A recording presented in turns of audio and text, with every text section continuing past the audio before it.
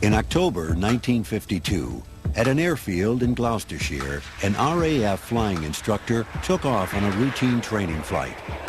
It was his third flight of the day, and everything was business as usual.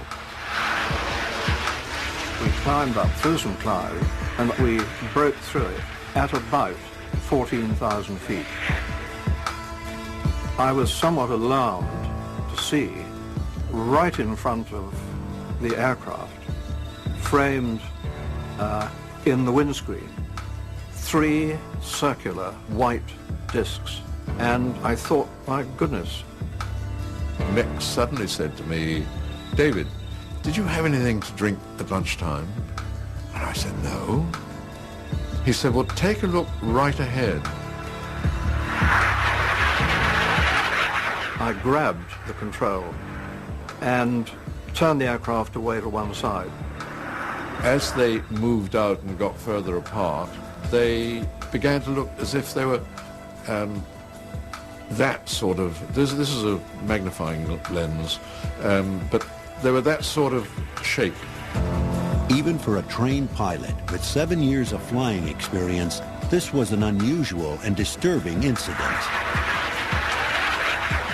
Frightened, yes, and I was subsequently told that when I got down from the aircraft cockpit, that I looked somewhat shaken, almost as if I'd seen a ghost.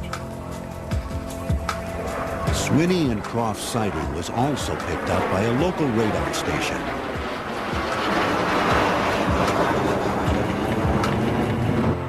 They could see clearly 3 unidentified blips on their tube. Now that surely is a bit unusual. This is among the first of Britain's officially recorded and documented UFO sightings. There's no such thing, of course, as an infallible witness, but when you look at, for example, police officers and pilots, you are dealing with trained observers who, in terms of perception and in the terms of not panicking and in terms of the ability to tell a story straight and factual, these people really are excellent witnesses, and of course the MOD pays more attention to them than, say, a report from a member of the public.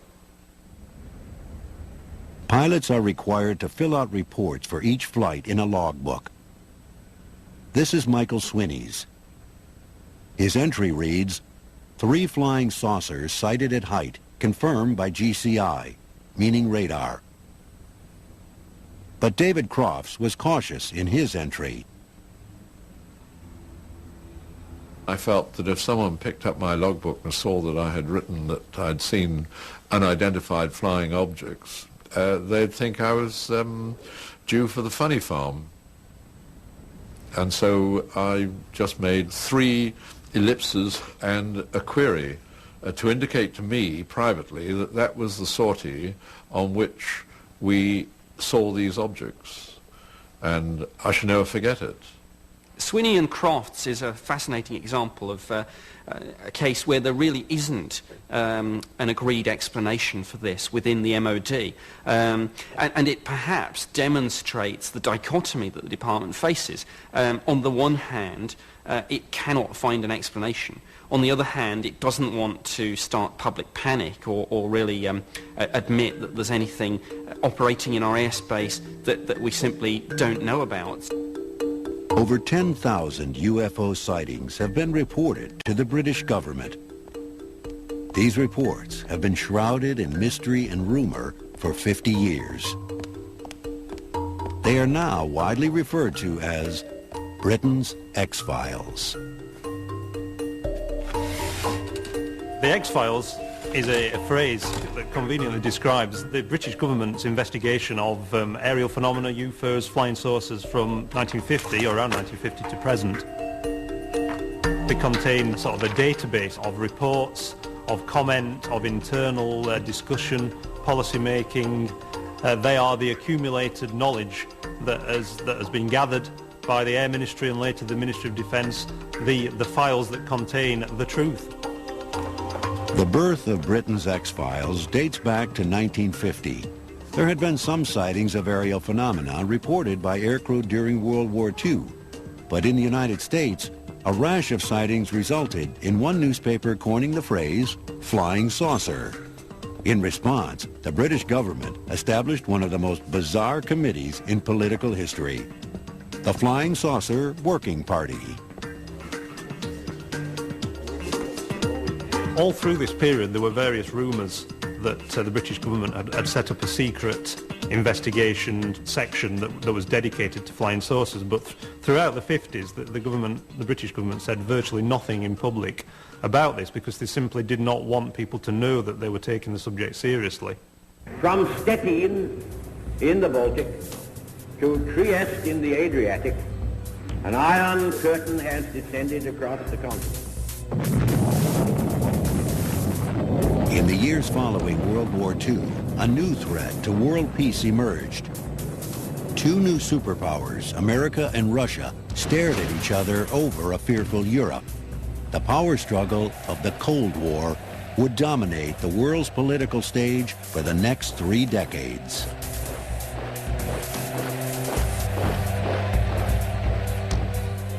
Because the Cold War is not fought in conventional terms, and looming in the background of the Cold War all the time is this fear of a nuclear holocaust coming from above.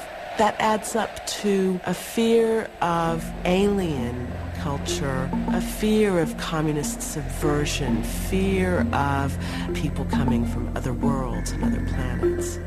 As the Cold War intensified, sightings of UFOs became more frequent. Both the British and the American governments believed the Russians were developing weapons of mass destruction. Could these sightings be evidence of secret Russian technology or just Cold War paranoia? In a climate of fear, the West attempted to see through the Iron Curtain with the world's most powerful radio telescope at Jodrell Bank. It is an amazing thing to reflect on that at that time the degree of technological knowledge in the Soviets of British and American state of technology, and with us, the state of Soviet advance, was very small indeed. And I think this engendered a fear of and a desire to look at the sky. We then had enormous numbers of people in the world gazing at the sky in a way they'd never done so before, because they were expected to see something to happen. In 1952, Britain's war leader, Winston Churchill, was re-elected. 7 years after World War II, he found himself leading in a different kind of era and facing the prospect of yet more conflict. The cabinet at that time were fully expecting that a Third World War could occur at any moment. British policymakers and politicians, Churchill himself, were really worried that the Americans were so jittery that any incident could trigger this kind of transition to war.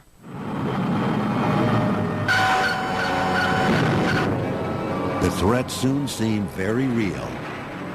It was reported that a swarm of UFOs had been sighted over Washington. The city was on high alert.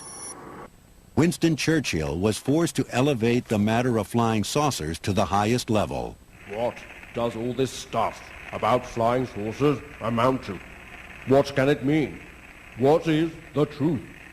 Let me have a report at your convenience. An event like this in Washington, which seems so extraordinary, is symptomatic of that level of nervousness in Washington at the time. Fear of invasion was intensifying on both sides of the Atlantic. Sightings of strange lights and shapes in the sky were on the increase in Britain. Suspicious that the flying saucer sightings were actually new Soviet aircraft, Britain and America embarked on a top-secret project to develop their own flying saucer.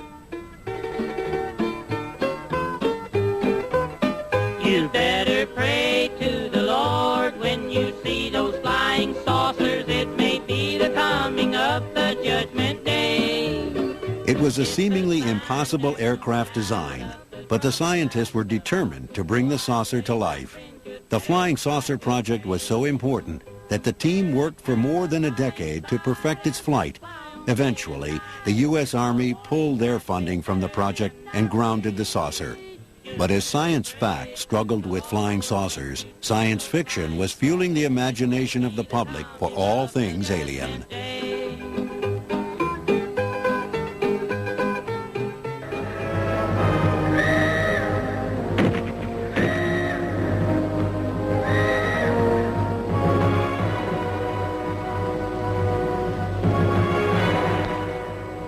If you put a flag in the map and say, on this day, British Cold War science fiction culture took off, you would pick July 1953 and the first showing on British television of Quatermass, a BBC drama serial about a scientist fighting against alien invasion. Quatermass was a cultural event, and people watched, and they saw a British scientist confronting aliens from another world, and it was an electrifying experience. Just a few months after the Quatermass debut, a BBC television news report would cause controversy. The X-Files were about to become top secret. Flying officers Terry Johnson and Jeffrey Smythe had decided to go public with their UFO encounter. And could it have been any sort of meteorological instrument or balloon? Well, I don't think so. We've gone into this business, we've argued out amongst ourselves, and we haven't yet arrived at anything conclusive. What did you think about this whole flying saucer story, or this event? Well, up to this time, I was a confirmed skeptic, but now I think I have an open mind.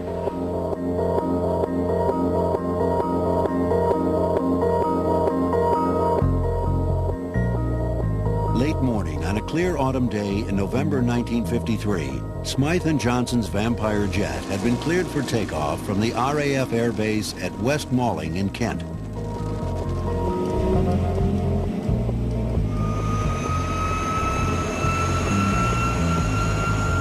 Their plan was to carry out a routine reconnaissance mission over southeast England.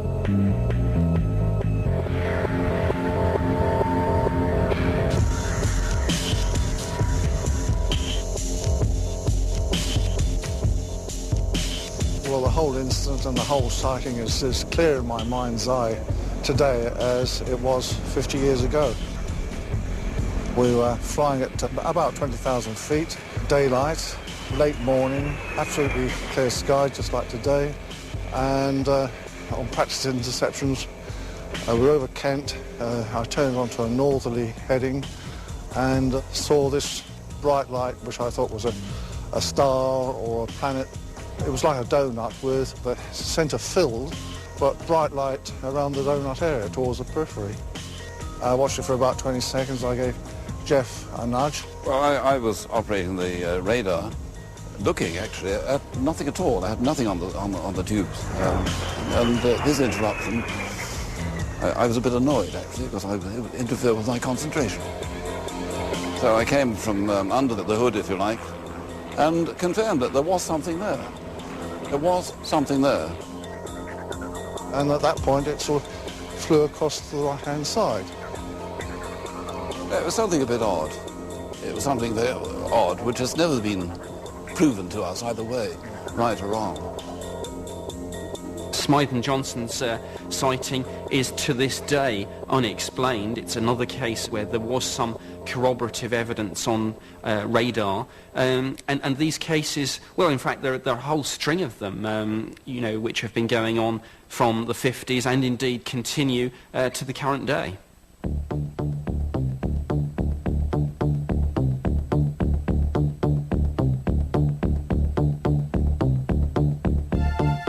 It was claimed that Smythe and Johnson's sighting had been confirmed by radar. As the 1950s wore on, radar reports of UFOs became more frequent.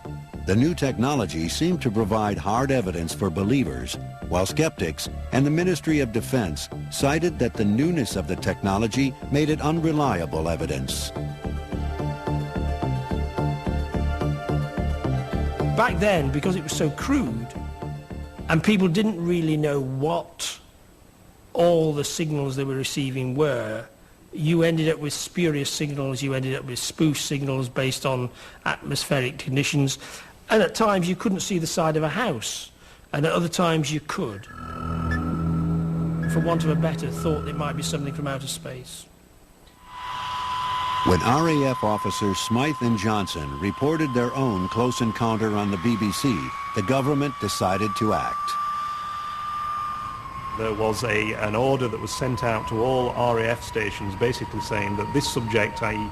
aerial phenomena, was something that should not be discussed in public by members of the armed forces, and that by doing so they were in breach of the Official Secrets Act. It just was not good to have members of Her Majesty's forces saying that they'd seen things in the sky over British Isles that couldn't be tracked, we couldn't do anything about them, they were outside our control. It just did not give a good impression. So the cover-up really seems to stem from that it was a cover-up of ignorance. Just weeks after the Smythe and Johnson incident, the Ministry of Defense issued its first formal report procedure for UFOs.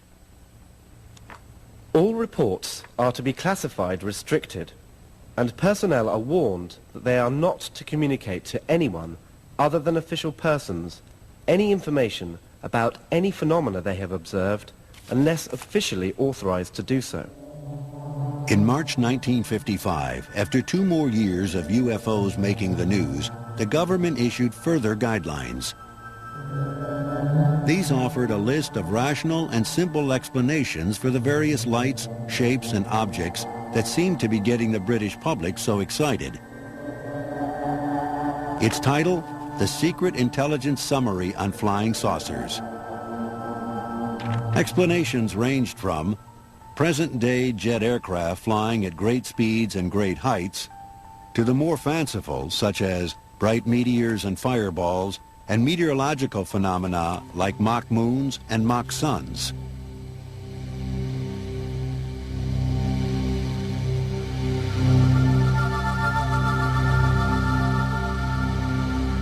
But these attempts to explain UFO reports may have backfired. A new breed of believer, ufologists, were convinced that the government had established its own X-Files on mysterious cases, but was stonewalling the British public. The UFO debate in Great Britain captured the attention of the public, the media, the government, and even the royal family. A very deferential society, and things the royal family were into, the public at large tended to take seriously as well. Throughout the period that the military were trying to keep a lid on the subject, there were various stories that were filtering through to the newspapers, to the gossip columnists, about Prince Philip's interest, about Lord Mountbatten's interest. He was tremendously excited about flying saucers, and he'd read several books, including Donald Kehoe's book, The Flying Saucers Are Real. He felt it was very arrogant to assume that we were the most advanced planet in the whole of the system. My father also had a slight ulterior motive in that it was the height of the Cold War, when America and Russia were absolutely at each other's throats. And my father thought, well, maybe if there are visitors from outer space, Earth will have to get on with each other if they're going to confront people from another planet. He then asked navigators of the ships and pilots of the Fleet Air Arm and any RAF pilot he came across, to record if they ever did see anything. Very often the descriptions did vary. I mean, there were the cigar-shaped ones as well as the ordinary saucer kind. And he took it very seriously. Lord Mountbatten's influence with one newspaper editor ensured that the flying saucer debate was headline news.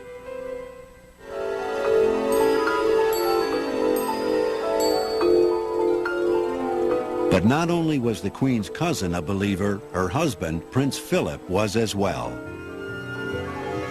His equerry, Sir Peter Horsley, was often sent out on behalf of Prince Philip to talk to flying saucer eyewitnesses about what they'd seen. Following one extraordinary event in 1955, he began to believe that an extraterrestrial had already arrived in Chelsea. So where are we going in this country? I mean, what about the relationship between... Yes. How long ago was this meeting? Oh, I can't remember. Said me.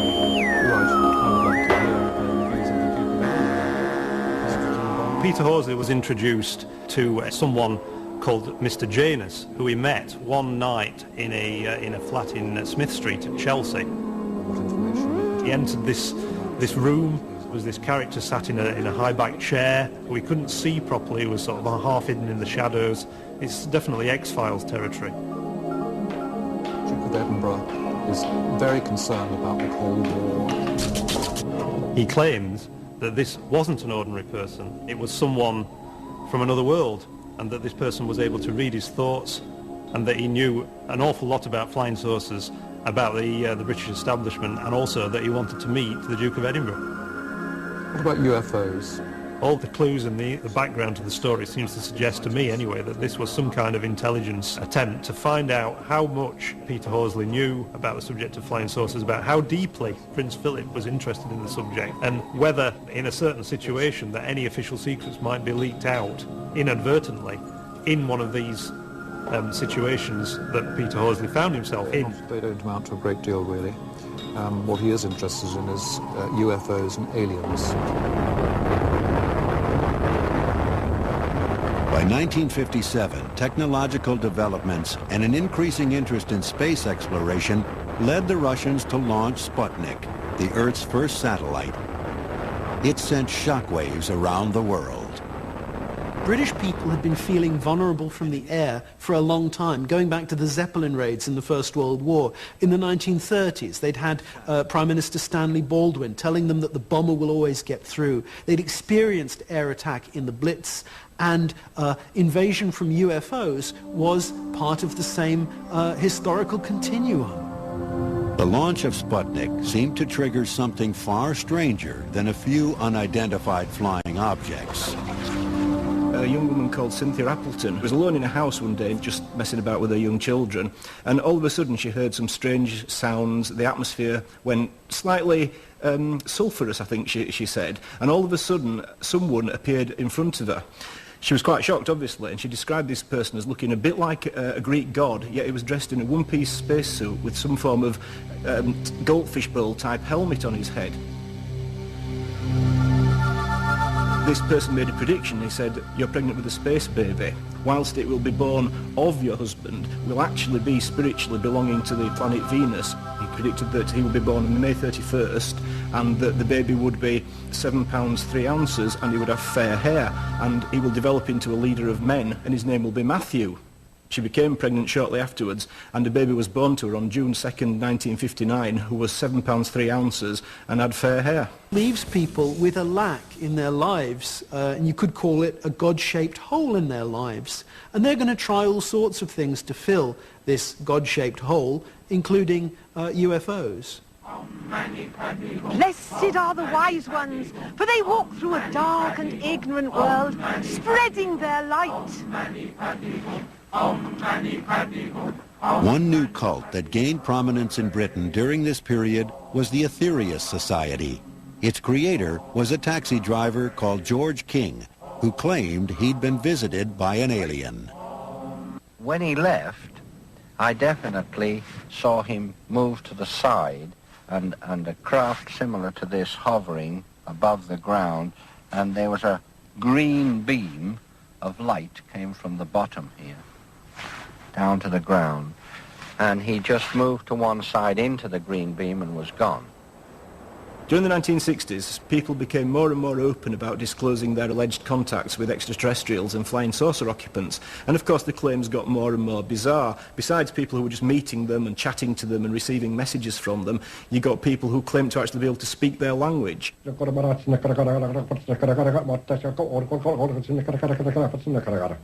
does that mean, actually? That means, how are all you? I am very pleased to see you this afternoon. How many languages can you speak? I can speak altogether 3 of the space languages.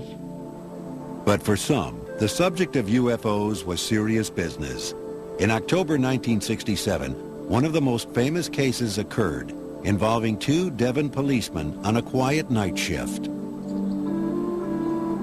Devon's unidentified flying object, the 2 policemen who chased it in their car near Oakhampton early today, said later they're certain it wasn't an aircraft or a planet. They watched the object, a bright light in the shape of a cross, for nearly an hour. Well, back in those days, I don't know whether it still applies today, but the traffic department would always be double crewed at night. And on this particular night, my colleague was either sick or on leave, and Clifford was a country bobby, and I went out and picked him up as an observer that night. And we're making our way back between Holmesworth and Hatherley when we saw this unusual bright white light in the sky.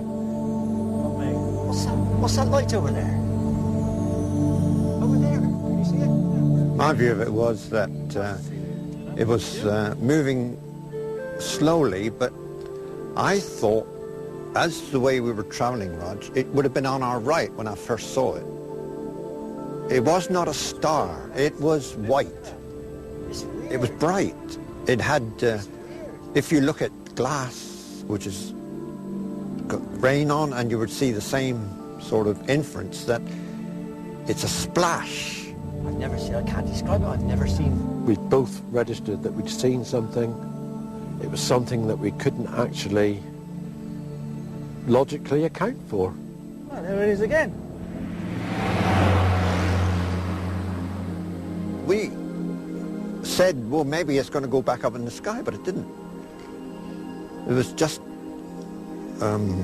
too eerie.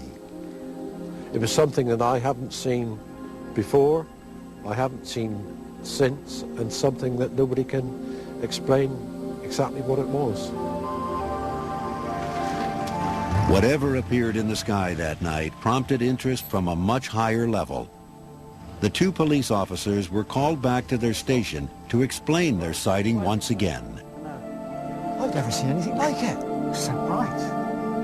We were visited by a boffin from the MOD who told us that we were still officers under the Official Secrets Act, and they would rather us keep it to ourselves. The new outbreak of sightings forced the Ministry of Defense to find a new approach to the whole issue of UFOs.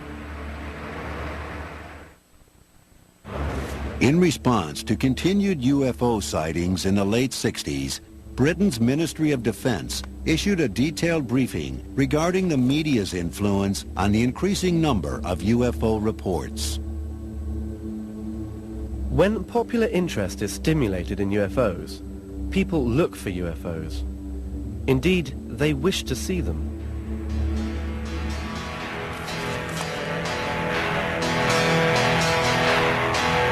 Another sign of the times was echoed in an official memo to the Defense Secretary. It simply stated that it is now becoming fashionable for people to see UFOs. Flying saucers, UFOs, and aliens began to invade popular culture, often linked with hallucinogenic drugs like LSD.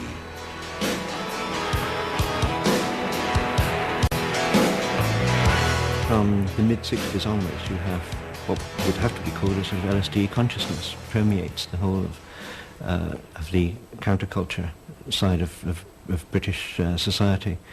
And you get it in the songs of the Pink Floyd, of Jimi Hendrix, of Mark Bolan. All these bands incorporate LSD-inspired imagery, which involve dancing gnomes and flying saucers and ley lines and mystical experiences. That's when really you started to get these sort of spin-off movements that actually went out and, you know, were actually looking for them, and, you know, they took their sandwiches and their flasks and they sat out on a hillside and looked for objects.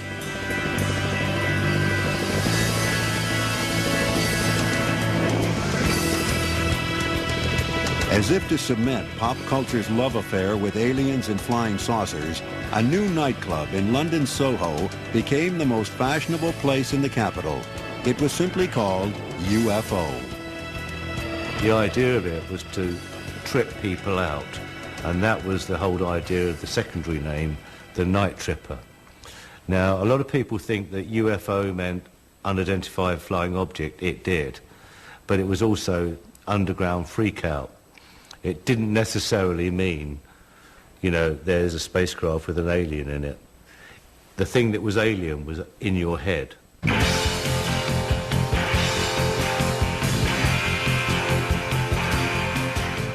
As people spent such a lot of time taking drugs and smoking pot in these days, different ideas emerged, and one of which was that ley lines must have a function, one of which was thought to be as a sort of energy source for flying saucers. And this was why there were so many sightings around Glastonbury and Glastonbury Tor, was that this was a major connection point for, I don't know how many, a dozen ley lines or something, and so it was like a gas station, you know, they would come in and get charged up and off they would go. And a huge number of people would go from the King's Road off down to Glastonbury, and quite a lot of them did see flying saucers.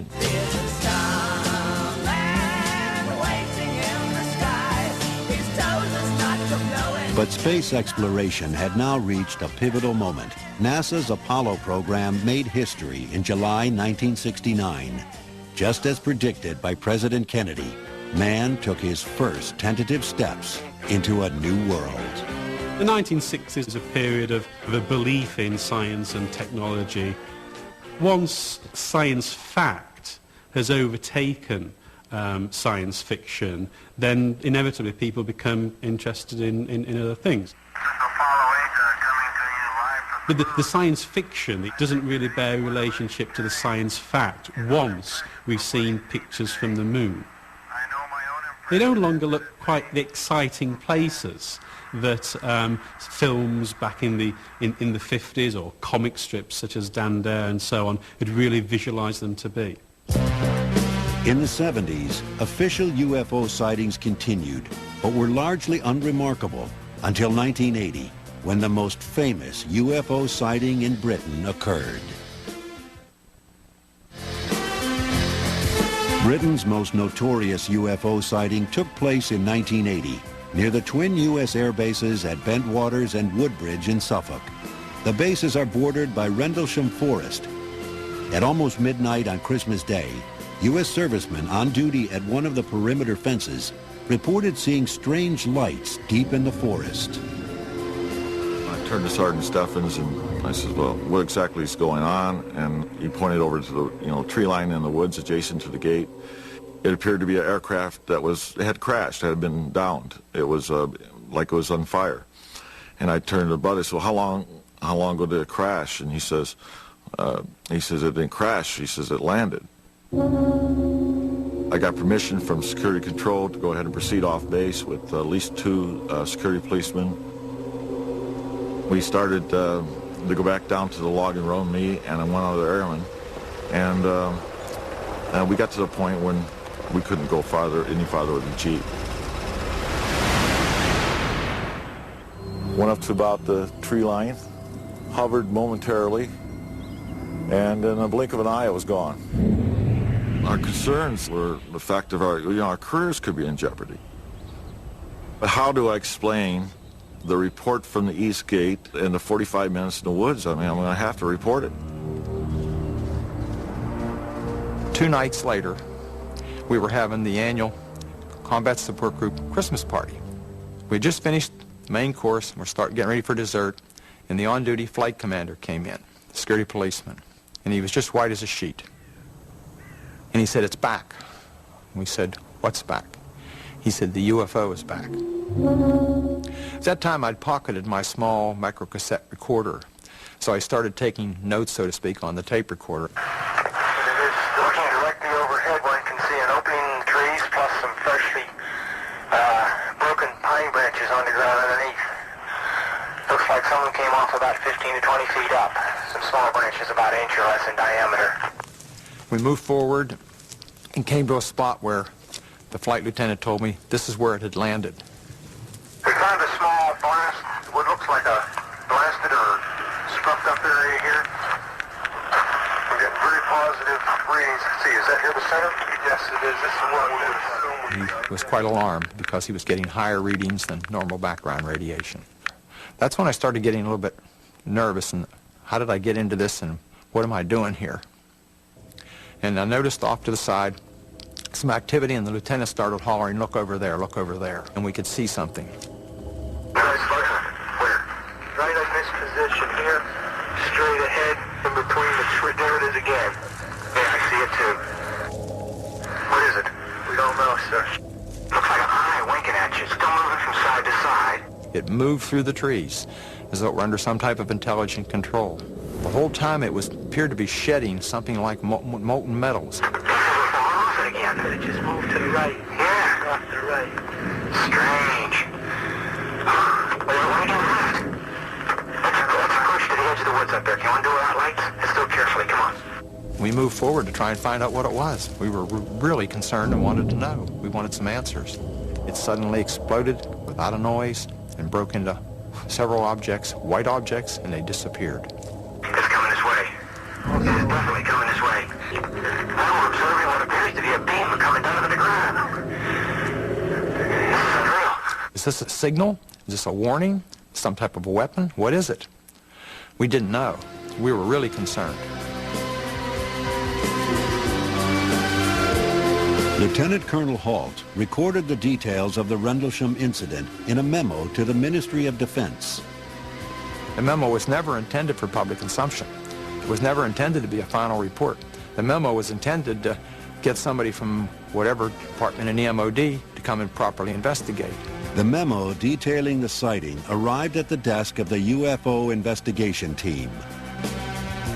So far as I was concerned at the MOD, looking back through the files, in many senses, it's one of the most compelling cases for some sort of exotic phenomenon at work. And clearly, when you look again at the fact that the Defence Intelligence staff analysed the radiation readings taken from the landing site and concluded that despite not being dangerous to Colonel Halt and his team, these readings were about 10 times normal. The only way the MOD were interested in UFOs is if they could correlate a visual sighting by a reliable source with something seen on radar. But because they could say that there was nothing on radar at the time, therefore whatever the Americans had reported, they didn't need to take it seriously. There was no official investigation into the incident, but a few years later, an American journalist obtained a copy of Halt's memo under the USA's Freedom of Information Act, and flying saucers were back on the front pages. UFO believers looked to Rendlesham as evidence of both extraterrestrial contact and cover-ups. However, skeptics see it differently. The Rendlesham incident happened at the time at which the Cold War was at its coldest, certainly since the Cuban Missile Crisis. It was expected during that very month, December 1980, that the Russians were about to invade Poland. There was the Solidarity crisis, and there was the crisis in Afghanistan. So it's the last time that those kinds of phenomena are actually being officially reported. The end of the Cold War seemed to mark the end for the flying saucers. For decades, they'd frightened, inspired, and entertained. The government had maintained its position of monitoring incidents, filing reports, and avoiding speculation. But in 2000, Britain's X-Files began to see the light of day.